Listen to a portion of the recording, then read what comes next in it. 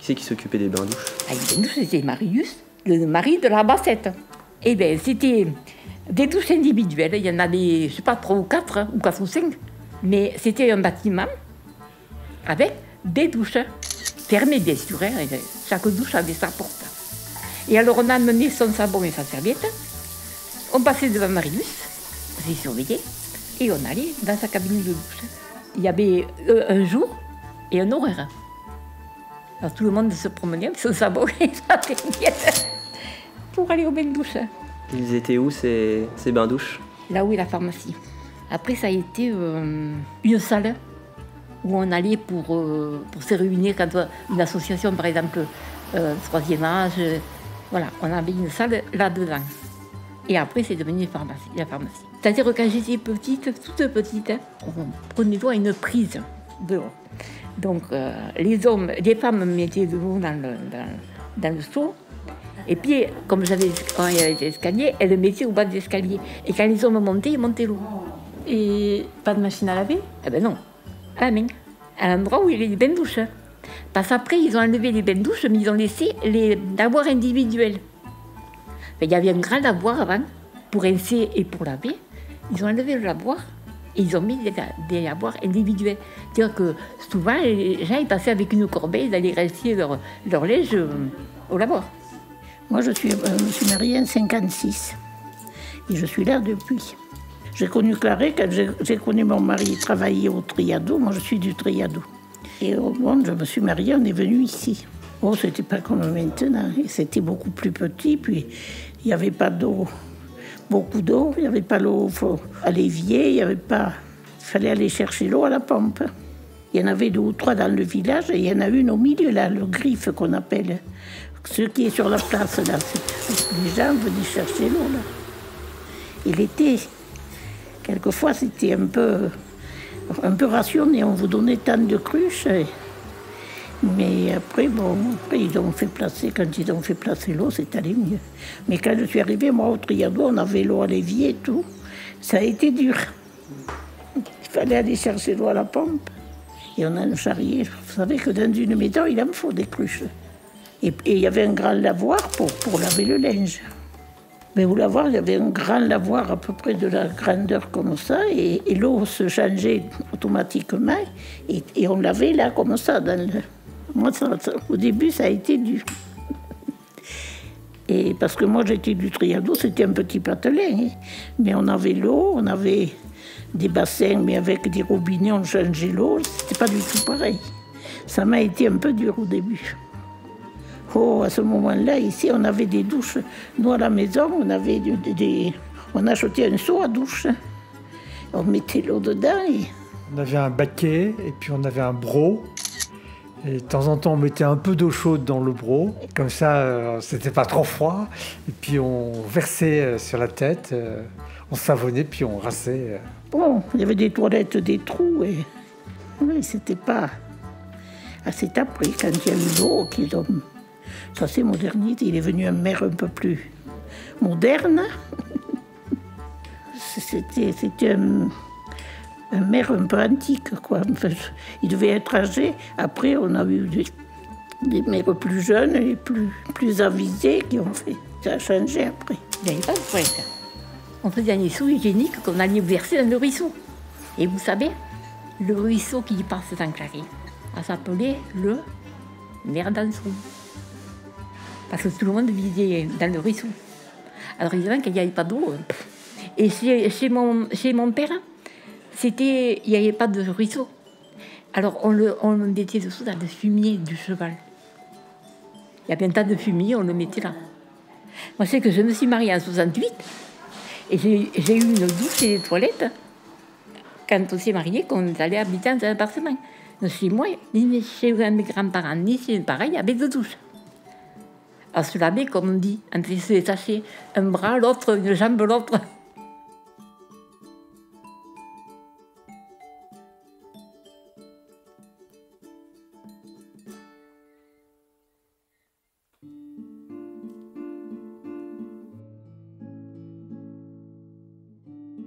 Le soir, surtout l'été, quand on avait mangé, on sortait dehors avec sa chaise.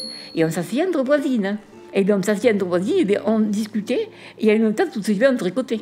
Et les femmes tricotaient beaucoup. Elles achetaient très peu de pulls ouverts. Est-ce que vous avez connu les veillées, vous? Non, ça c'était plus ancien. Les veillées, moi je le sais par ma grand-tante et ma grand-mère. Et bien quand il y avait quelque chose à faire, par exemple, je ne sais pas moi, écosser des petits pois ou n'importe quoi, on invitait les voisines à la veillée. Et eux, ils faisaient pareil s'il y avait quelque chose à faire. On tricotait en papotant, ou on écossait les petits pois en papotant. Parce qu'on se réunissait pour le faire.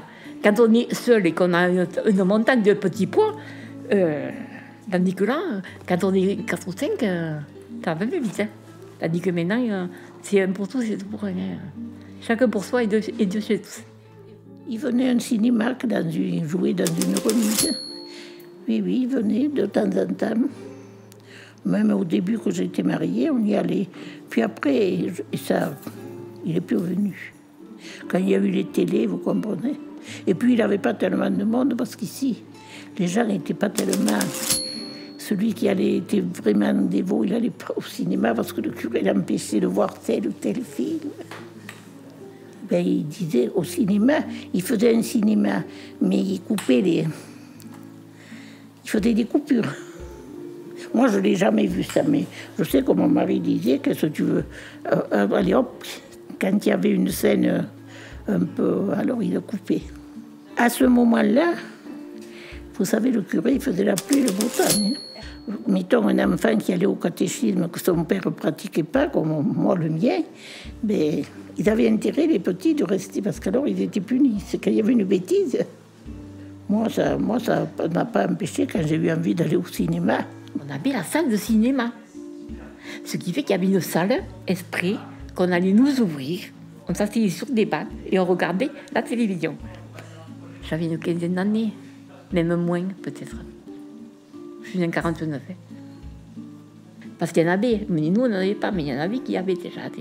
Et même quand il y avait une copine qui avait une télévision, on allait squatter chez elle. Et puis après de là, alors pour être encore plus libre, c'était la salle de cinéma. Parce que lui, pareil, il ne rentrait pas. Et bien les surnoms, c'était des noms qu'on donnait aux gens, suivant leur particularité. Par exemple, la bassette, elle était petite. Le mari de la bassette, on savait qui c'était. Mais si on avait dit Marius, personne n'aurait. Ah, Marius, qui ça, Marius? Le russe, c'est pareil. Il y avait son père qui était venu de Russie, quand il y a eu la Révolution. Donc, c'était le fils du russe, ou le russe. Et mon grand-père, il était menuisier. On l'appelait Gastaboy. Ça veut dire quelqu'un qui gâte le bois. Oh oui, il y avait la cuit, il y avait le lapin. Je sais, il y en avait d'autres. Monsieur, je ne me rappelle pas de tous maintenant, mais il y en avait beaucoup. Toutes les maisons avaient. Tout le monde, toutes les maisons avaient son surnom. Moi, j'étais jeune quand ma grand-parent faisait des verres à soie.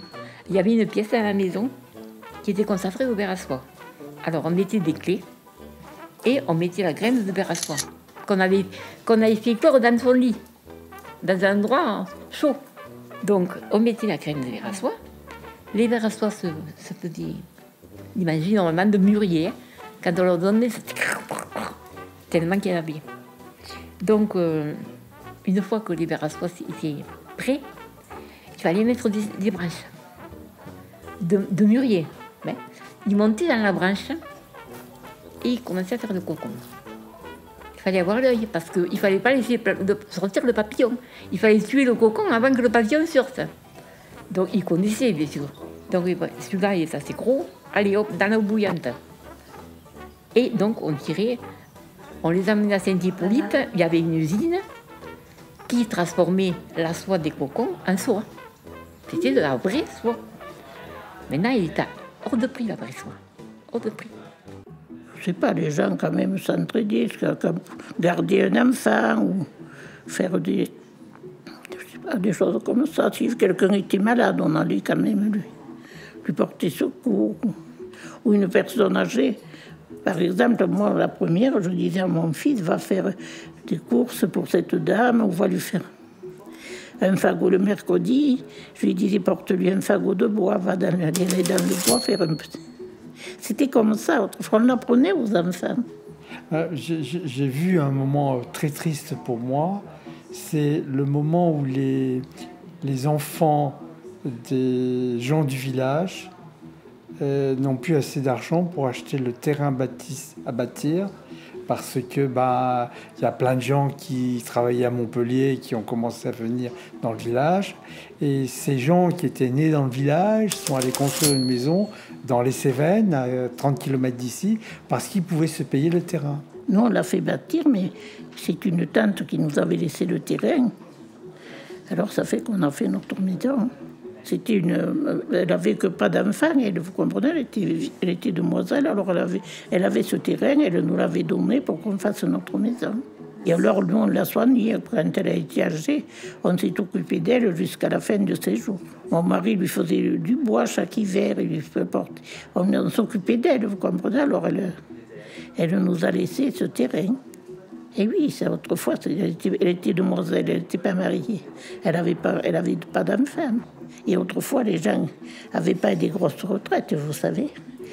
Et alors, bon, mon mari lui faisait son bois, on lui faisait le dimanche, on l'invitait à manger ou comme ça. Alors elle nous a laissé sa maison et ce terrain.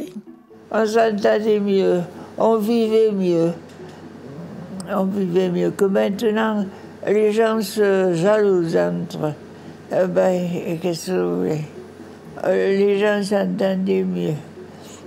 Ils s'entendaient bien pour aider aux uns ou aux autres, pour vendanger ou n'importe. D'ailleurs, ils venaient une colle exprès pour vendanger. Mais enfin, quand on avait besoin de quelque chose entre nous, eh bien, on se partageait. C'était la belle époque, encore. Parce que tout le monde...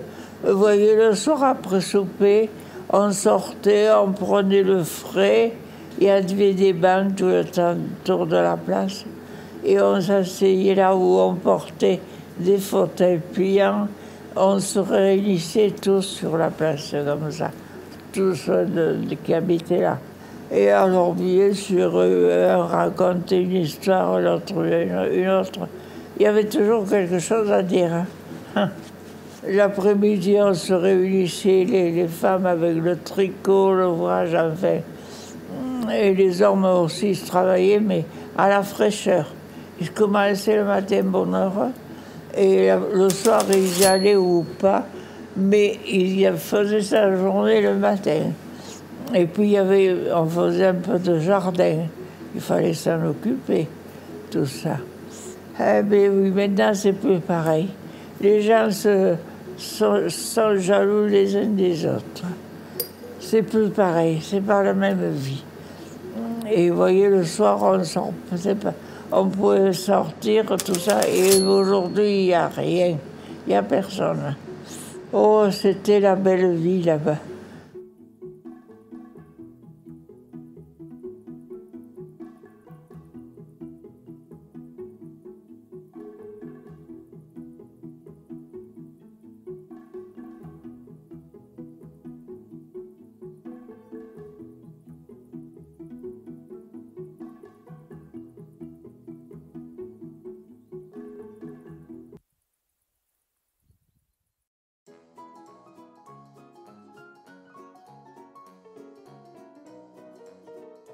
Il y avait des rouges et des blancs, comme partout.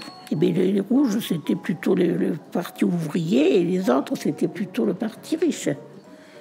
Ah, mais ici, il y avait une école libre. Alors, à l'église, ils se mettaient d'un côté et les laïcs de l'autre.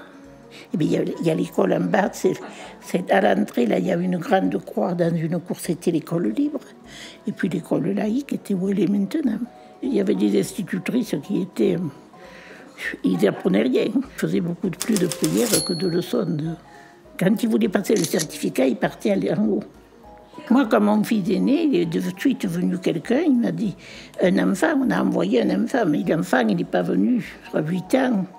Si on ne l'avait pas envoyé, il me dit « Où ira ?» Parce qu'il y avait l'école libre. Ah, j'ai dit « Il ira où ses parents l'enverront. » J'ai simplement dit ça. Mais je n'allais pas le mettre en bac, il y avait des... Oh, moi, je l'ai envoyé à l'école d'en haut. Je ne voulais pas que ce soit un âne.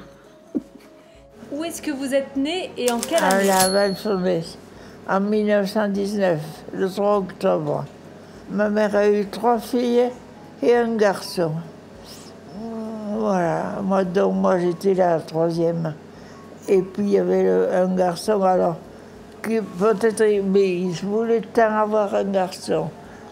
Alors le dernier, ça a été un garçon. Oui. Alors il a été gâté, plus que gâté. Et ma foi, on s'est bien entendu quand même. Hein. Il y avait 2 écoles, des garçons et des filles. Et puis la place, on jouait ensemble ou comme ça. On s'entendait bien, oui. Les instituteurs aussi étaient bien. Mademoiselle Gély, c'est une demoiselle. Et Monsieur Gély. On jouait à quoi quand on était enfant? Comment je vais vous dire, au palais, on faisait un dessin avec des carreaux et il fallait, soi-disant, tirer dans un carreau qu'on pouvait déplier et ajouter. Voilà, il n'y avait pas plus, jusqu'au certificat d'études. Alors puis on a repris enfin, il y en a qui ont continué. Mais moi, mes parents n'avaient pas de quoi me tenir à l'école, parce qu'ils avaient de la propriété. Alors il fallait que j'aille aider un peu mon père. C'était quoi les distractions quand on était jeune? Eh bien, les fêtes, il y avait des courses de taureaux, si on veut. Ils s'amusaient à y courir après, à lever les gants qu'ils avaient. Enfin, il y avait un peu de tout. Et puis les jeunes se déplaçaient. Nous, on dansait dans une remise qui appartenait à la personne, là. Et on dansait avec un phono. On passait les dimanches, là, à danser. Puis il passait des cirques, des petits cirques, des trucs comme ça. Il y a un cinéma qui venait à un certain moment, mais plus tard. Les films, ils étaient projetés où? Dans une remise, là où on dansait. Ah si, c'était bien. Alors ça faisait une distraction pour les gens. Alors moi je me rappelle, donc ça c'est les années 50. Je me rappelle dans le village, les gens, le samedi, portaient leurs tartes, portaient leur gros plat à cuisiner au four du boulanger pour faire la cuisson. Ah oui, oui, même les volailles. Et une fois, ça c'était rigolo parce que les jeunes, quelquefois, vous savez, ils volaient une poule ou un poulet. Et une fois, ils ont volé la dinde du boulanger et ils sont allés la faire cuire. Après, quand ils l'ont eu mangé, ils ont dit « mais on a mangé ta dinde ». Mais les gens le prenaient pas mal. Hein. Je sais pas, les jeunes faisaient le martelet aussi. Vous savez, le samedi ou le soir, comme ça, ils passaient dans les maisons, et dans certaines maisons, surtout si la personne rouspétait, si elle ne disait rien, ils n'avaient pas de plaisir. Mais s'ils voyaient qu'elle râlait, alors ils tapaient. C'était comme, c'était pas méchant, mais c'était... On appelait ça le martelet, faire le martelet.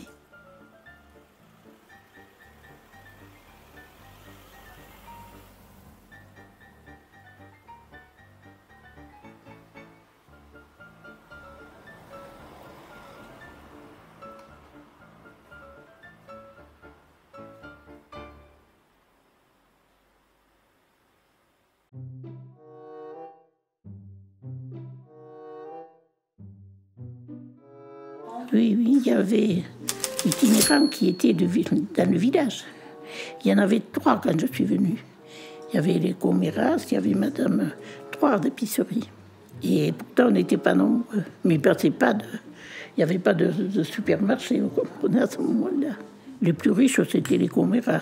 Mais autrement, non, c'était de petites épiceries. Ils veulent gagner un peu leur vie, mais il faut dire aussi, il n'y avait pas le monde qu'il y a maintenant. Ah, ils avaient de tout, hein.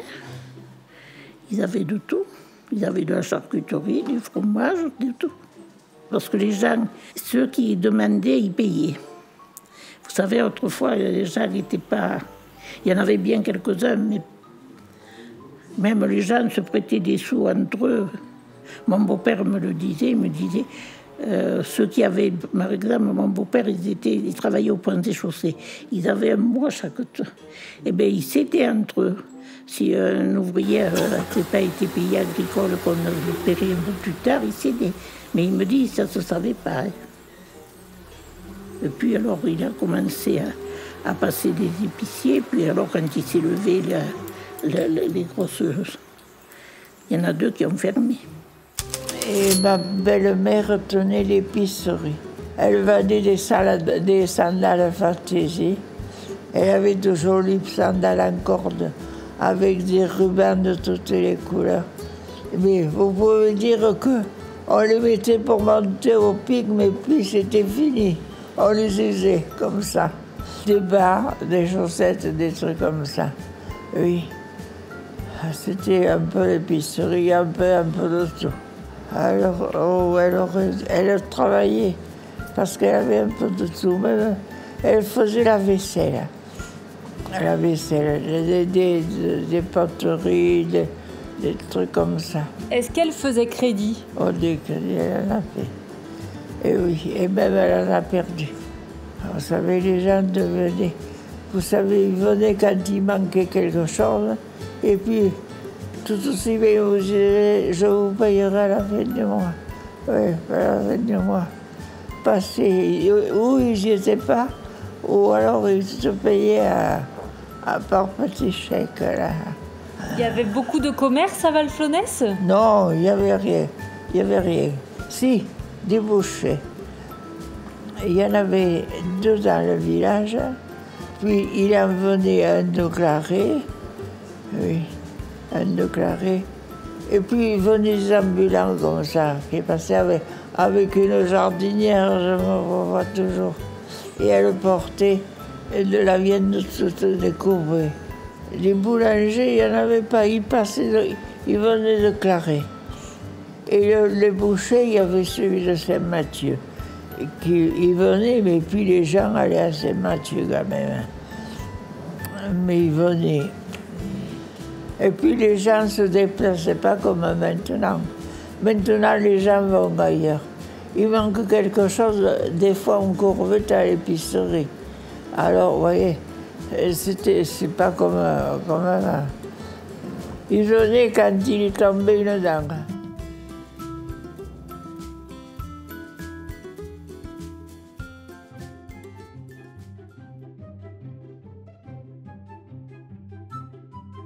C'est-à-dire que la fête boutique, voilà.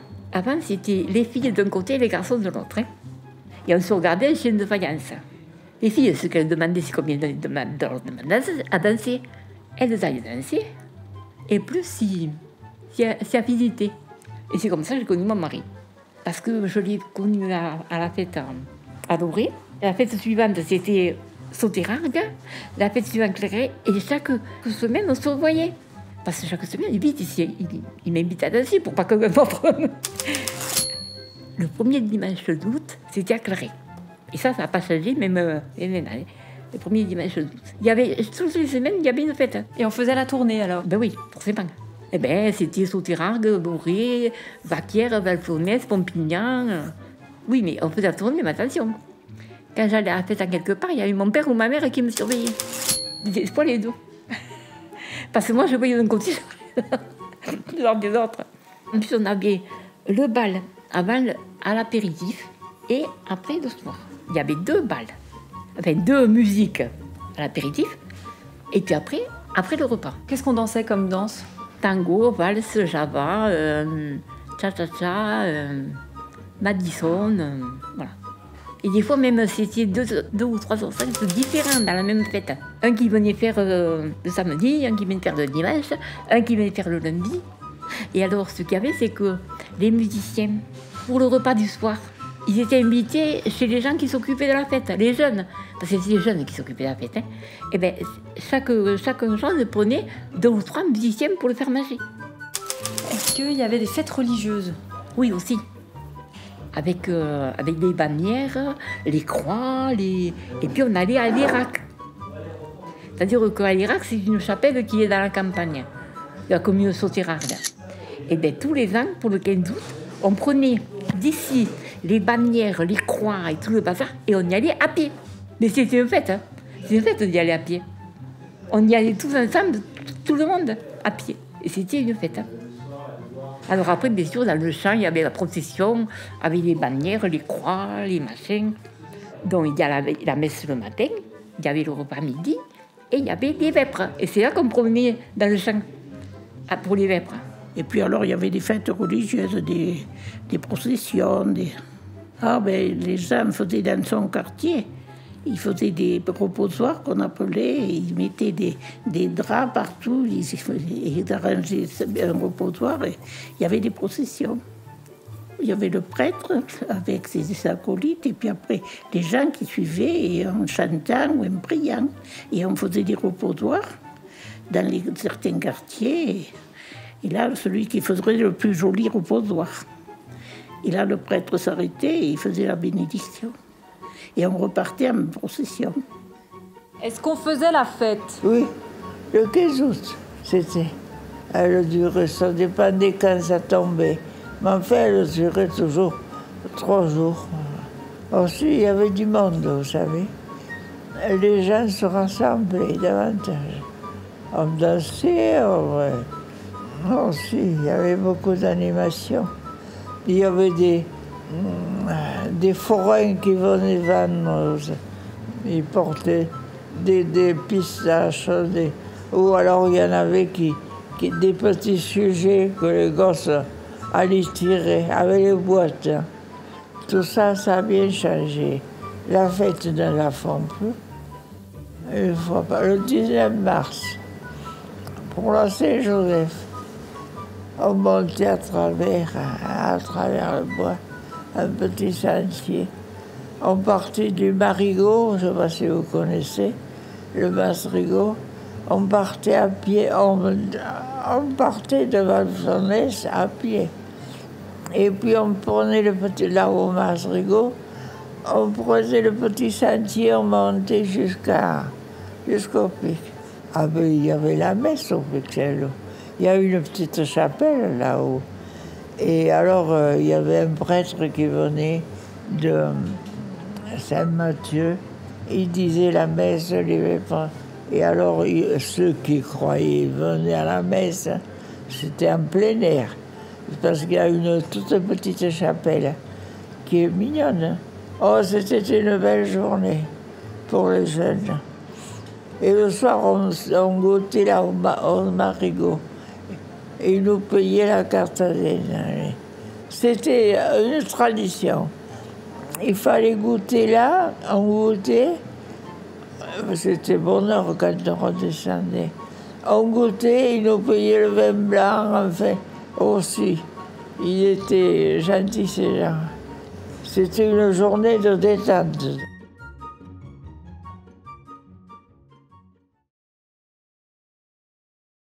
Une belle expérience à présent au cœur de la mémoire des anciens.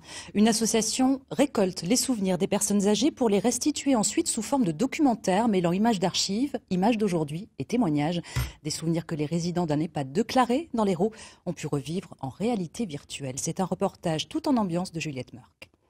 Attends, il faut le baisser. Hop, dites-moi si c'est bon pour l'être. Là. Ça y est, vous voyez? Alors je vous le lance. Allez, ça a démarré. Ah, c'est beau. Sur la droite des falaises de gros entonnoirs. C'était son voyage de noces. Alors, vous étiez où? Et dans celui-là. Je vois la Vierge, la statue de la Vierge. Wow. On passe dedans dehors, c'est magnifique. On s'est aperçu que les jeunes ne sont pas toujours intéressés par les récits des anciens. Par contre, ils sont souvent férus de nouvelles technologies. Quand les grands-parents vont dire à leurs petits-enfants qu'ils ont fait des lunettes donc de réalité virtuelle, le regard va changer des petits-enfants sur leurs grands-parents en disant « Bah mince, papy, mamie, ils ont fait de la réalité virtuelle. Moi, j'en ai peut-être jamais fait ou j'en ai fait une fois sur ma PlayStation, mais du coup, ça rapproche. » On allait toutes aux tables, on allait toutes à l'église. Bon, déjà, il y a Rouquette. Ah oui, voilà. Rouquette. La soudure rouquette, ça dure jusqu'à ce que ça pète. jamais mis aller au cœur. Il y a une pierre ronde comme ça. Et les filles qui voulaient se marier dans l'année, il fallait qu'elles touchent la pierre. Voilà. Moi, j'ai pas besoin de toucher la pierre. Hein. Pourquoi tu veux te remarier? Ça va pas, non? Et pour le vendange, il venait. Et tu revenais pour le vendange. Il était pour tout. Et si jamais il voulait un petit racine, il volait comment? Mais Paulette, attends, je vais l'attraper, Paulette. Elle a dit qu'à l'école libre, on était des ânes. Moi, je suis toujours allée à l'école libre, je ne suis pas un âne. Hein. Moi, je suis toujours un âne. Ah, mais je suis toujours...